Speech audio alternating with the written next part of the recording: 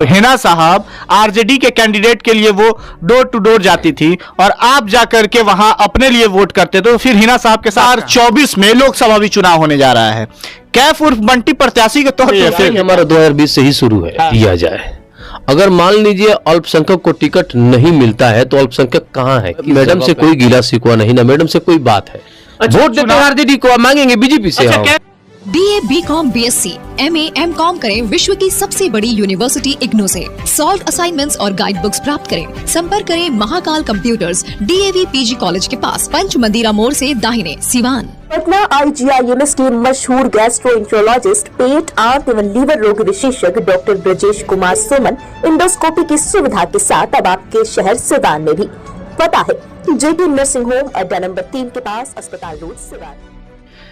नमस्कार, news India तक देख रहे हैं आप। मेरा नाम फहीम खान है। सिवान का एक चर्चित चेहरा कैफ उर्फ बंटी, जो हमेशा से विवादों में घिरे रहते हैं, कुछ दिन पहले ही सलाखों के पीछे थे और अब बाहर निकल के आ गए हैं। छपरा जेल में थे। इनसे बातचीत करेंगे। आगामी 2024 में लोकसभा भी चुनाव होने जा रहा है। कैफ उर्फ बंटी प्रत्याशी के तौर पे उतरेंगे क्या? 24 में हम अपने जो लोग हैं जिनके साथ अभी तक हम खड़े हैं उन्हीं के साथ खड़े। कौन लोग हैं वो? हिना साहब है। तो फिर हिना साहब के विरोध में जाकर के आपने चुनाव भी लड़ा था। हिना साहब आरजेडी के कैंडिडेट के लिए वो डोर टू डोर जाती थी और आप जाकर के वहां अपने लिए वोट करते, तो फिर हिना साहब के साथ कहां हैं आप? तो सुन लीजिए, देखिए, वो मेरी मांग जो है ना राष्ट्रीय जनता दल से थी कि अल्पसंख्यक को टिकट दिया जाए। अगर मान लीजिए अल्पसंख्यक को टिकट नहीं मिलता है तो अल्पसंख्यक कहाँ है, किस जगह पे है, ये हम जानना चाहते हैं। 8 विधानसभा है यहाँ पे, 2 महाराजगंज का, 6 सीवान का। उसके बावजूद अगर हमारे यहाँ सीट अल्पसंख्यक को नहीं मिलता है तो हम मुसलमानों को किस नज़रिए में रखा जाता है? क्या हम सिर्फ वोट देने के लायक हो गए हैं या फिर हम वोट लेने के लायक भी हैं? तो ये हमारी जो मैडम जो थी, मैडम देखिए, मैडम पार्टी के साथ थी, मैं पार्टी के विरोध में था। वो अपना काम कर रही थी, मैं अपना काम कर रहे थे। लेकिन जहां उनकी पर्सनल बात होगी वहां मैं मैडम के साथ खड़ा हूँगा।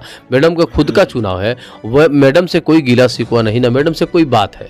देखिए, लेकिन आरजेडी से मेरा कल भी स्टैंड था, आज भी। आरजेडी से मेरी कोई मतभेद नहीं है, ना कोई हमको गिला शिकवा क्यों रहेगा? हाँ, लेकिन हमारी मांग जो नहीं होगी उससे हम नाराज होंगे और ये मांग, हम अपनी मांग को हरदम कहेंगे। हम वोट दे रहे मेरे भाई, झंडा ढो रहे मेरे भाई, मेरे माँ हो, मेरे फादर हो, मेरे दोस्त हो, मेरे घर के अगल बगल सारे लोग आरजेडी को वोट दे रहा है। और आरजेडी से अगर हम अपनी बात, अपनी हक नहीं मांगेंगे तो क्या बीजेपी से मांगेंगे?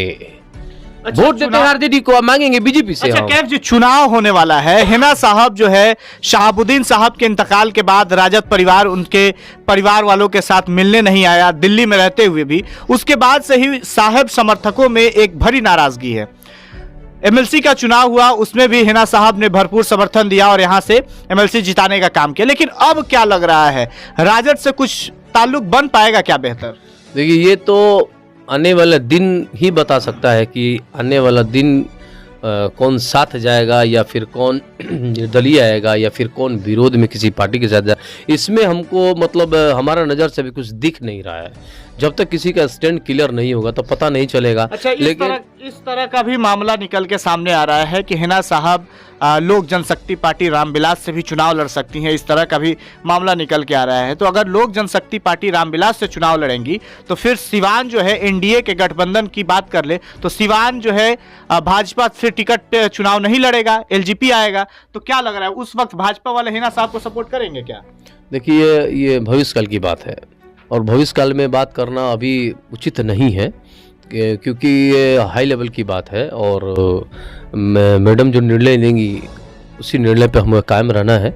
और जिसके साथ जाए या किसके साथ रहे, ये बात दूसरी है। मैडम के साथ हम लोग पर काम करेंगे। मैडम जिसके साथ जाएंगी, आरजेडी के साथ जाएंगे तब भी आप रहेंगे उनके साथ? बिल्कुल रहेंगे। आरजेडी का खिलाफ? देखिए, आरजेडी की लड़ाई 24 नहीं है, 25 है। विधानसभा मांग हमारी विधानसभा की है। लोकसभा में ऑलरेडी तो है ही है मैडम के साथ। मैडम टिकट से आए या टिकट से नहीं है, इससे कोई फर्क पड़ने वाला नहीं है। मैडम जहाँ थी, जहाँ हम हैं, मैडम के साथ हरदम है। 25 में लेकिन हमारा स्टैंड क्लियर है, जो अब कल भी था, आज भी है, आने वाले दिन भी है। नॉर्मली है कि अगर टिकट नहीं मिलता है अल्पसंख्यक को, मिनोरिटी के लोगों को टिकट अगर नहीं मिलता है तो फिर हम फिर से उसी का जो आने वाला दिन में पता चलेगा कि हमारी मजबूती कितनी है। यानी तैयारी अभी से ही शुरू हो गई है तैयारी फिर। हमारा 2020 से ही शुरू है कि मजबूर नहीं मजबूत बने का जो नारा हमने निकाला था, जो हमने ये नारा लेके चले थे, ये उम्मीद है कि 2025 में मजबूती आएगी और हम पे लोग भरोसा जरूर करेंगे, हमारे लोगों पे भरोसा करेंगे, हमारे मिनोरिटी के लोगों पे भरोसा करेंगे और उन्हें टिकट जरूर मिलेंगी, क्योंकि राजद हम लोगों के साथ अन्याय नहीं करेगा। पूरा हमको विश्वास है कि हमारे जो उप मुख्यमंत्री माननीय तेजस्वी यादव जी से उम्मीद लगाए हैं, युवा है, हम भी युवा हैं, वो भी युवा है और युवाओं की बात को बखूबी समझ रहे हैं कि किसके साथ जाना है और किसको टिकट देना है, क्योंकि हम लोग टिकट के हकदार हैं।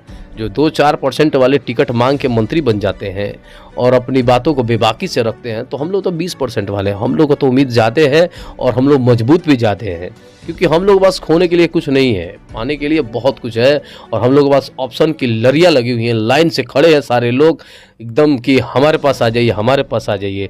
लेकिन हमें उम्मीद है कि हम आने वाला दिन हम कहीं नहीं जाएंगे, आरजेडी खुद हम लोग को टिकट देके फिर अपने जगह पे लेके आएगी। चलिए, बहुत बहुत शुक्रिया। कैफ उर्फ बंटी हमारे साथ खास बातचीत कर रहे थे। गिरफ्तारी जो हुई थी उस पर भी खास जानकारी इनसे हमारी कोशिश रही थी लेने के लिए, लेकिन बात आगामी 2024 लोकसभा चुनाव की है, तो इन्होंने कैमरे पे ये कहा है कि अगर हिना साहब निर्दलीय चुनाव लड़ती हैं, बिना टिकट भी आती हैं तो उनके साथ हैं, और अगर टिकट के साथ आती हैं तब भी कैफ उर्फ बंटी हिना साहब के साथ रहेंगे।